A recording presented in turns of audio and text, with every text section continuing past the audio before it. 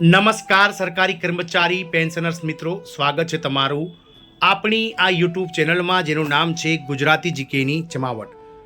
ગત 3 ઓગસ્ટ 2025ના રોજ કેન્દ્ર સરકાર દ્વારા 8મા પગાર પંચનું વિધિવત રીતે ગઠન કરી દેવામાં આવ્યું છે.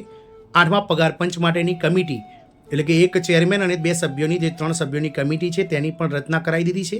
8મા પગાર પંચના જે ટર્મ્સ ઓફ રેફરન્સ છે તેને પણ મંજૂર કરાયા છે અને આગામી 18 મહિનામાં જે છે તે સમિતિ દ્વારા અહેવાલ સુપરત થયા બાદ લગભગ 2 વર્ષને અંતે જે છે તે 1 જાન્યુઆરી 2028થી 8મો પગાર પંચ જે છે તે લાગુ આ સરકાર કરી શકે છે. તો 8મા પગાર પંચ બાબતે અત્યાર સુધીના 10 મહત્વના જે જરૂરી અપડેટ છે તે દરેક સરકારી કર્મચારી અને પેન્શનર્સોને ખબર હોવી જોઈએ. તો આ 10 મહત્વના અપડેટ્સ કયા છે તેને લઈ અને આપણે કર્મચારી મિત્રો આજના વિડીયોમાં ઉપલબ્ધ છીએ. તો વિડીયોના અંત સુધી તમે બન્યા રહેશો. જો ચેનલમાં નવા યુઝર્સ હોય, સબસ્ક્રાઈબર હોય તો ચેનલને સબસ્ક્રાઈબ કરી લો. બાજુમાં રહેલું બેલ આઇકોન દબાવી ઓલ નોટિફિકેશન ઓન કરી લો, જેથી કરીને આવા 8મા પગાર પંચના સમાચાર તમને ચેનલ પરથી મળી જાય. તો 8મા પગાર પંચ બાબતે અત્યાર સુધીના 10 મહત્વના અપડેટ્સની વાત કરીએ જે દરેક સરકારી કર્મચારી પેન્શનર્સને ખબર હોવી જોઈએ. તો હવે આવનારું 8મું પગાર પંચ આગામી સમયમાં સરકારી કર્મચારીઓ અને પેન્શનર્સ માટે મોટો ફેરફાર લઈને આવી શકે છે. નવો પગાર, વધેલું પેન્શન, મોંઘવારીમાં રાહતનો ફાયદો લાખો લોકોને મળી શકે છે. પંચ ક્યારે પોતાનો રિપોર્ટ સોંપશે અને સરકાર તેને લાગુ કરશે તેના પર બધાની નજર છે. તો કેન્દ્રીય કર્મચારી અને પેન્શનર્સ માટે રાહતના સમાચાર છે. સરકારે આખરે 8મા પગાર પંચની પ્રક્રિયા શરૂ કરી દીધી છે.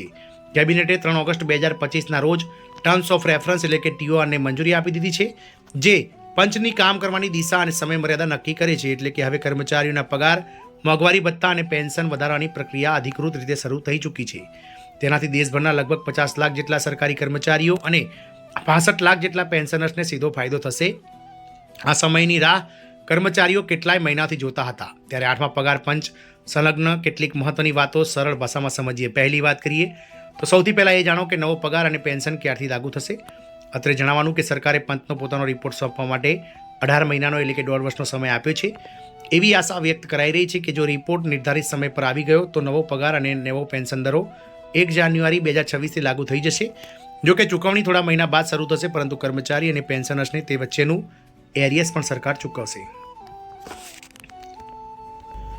બીજી મહત્વપૂર્ણ બાબત છે 8મા પગાર પંચની કે પંચની કમાન સુપ્રીમ કોર્ટના પૂર્વ જસ્ટિસ રંજના પ્રકાશ દેસાઈને સોંપવામાં આવી છે. તેમની સાથે પ્રોફેસર પુલક ઘોષ પાર્ટ ટાઈમ મેમ્બર અને પંકજ જૈન કે જેઓ મેમ્બર ઓફ સેક્રેટરી રહેશે. આ ટીમ આગામી 18 મહિનામાં આખો રિપોર્ટ તૈયાર કરીને સરકારને સુપ્રત કરશે. ત્રીજી મહત્વની ફેક્ટ છે 8મા પગાર પંચની લઈને મહત્વનો ફેક્ટ હતી જો કે કર્મચારીઓ વચ્ચે સૌથી વધુ ચર્ચા એ બાબતની છે કે પગાર અને પેન્શન કેટલા વધશે.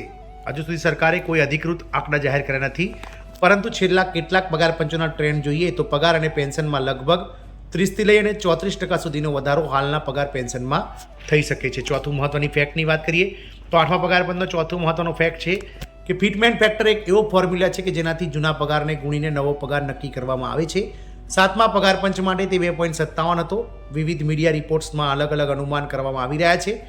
એક મીડિયા રિપોર્ટ્સમાં તો એવું પણ કહેવામાં આવ્યું છે કે 8મા પગાર પંચમાં તે 2.86 કે તેનાથી વધુ હોઈ શકે છે.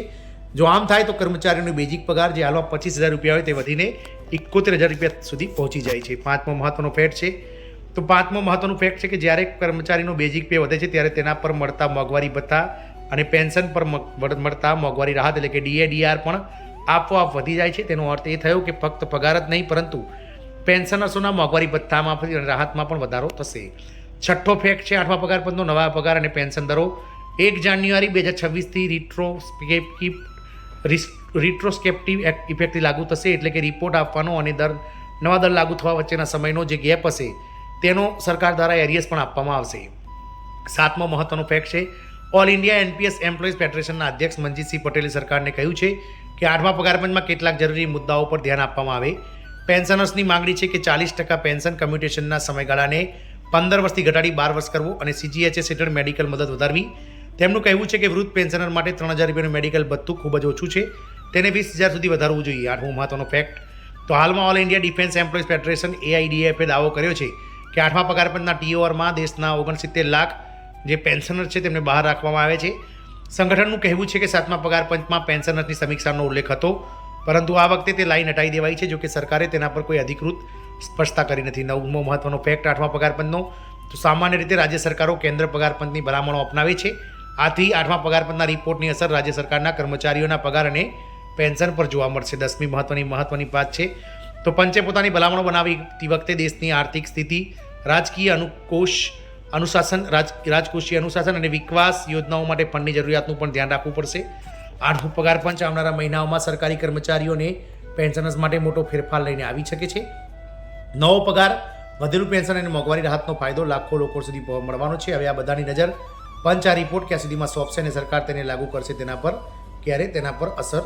પર સૌની નજર મંડાયેલી છે. આમ 8મા પગાર પંચને લઈ અને આ 10 મહત્વના ફેક્ટ્સ કે જેના વિશે આપણે આજે વાત કરી, જે કર્મચારીઓ માટે જાણવા ખૂબ જ જરૂરી છે. જય હિન્દ, અસ્તુ.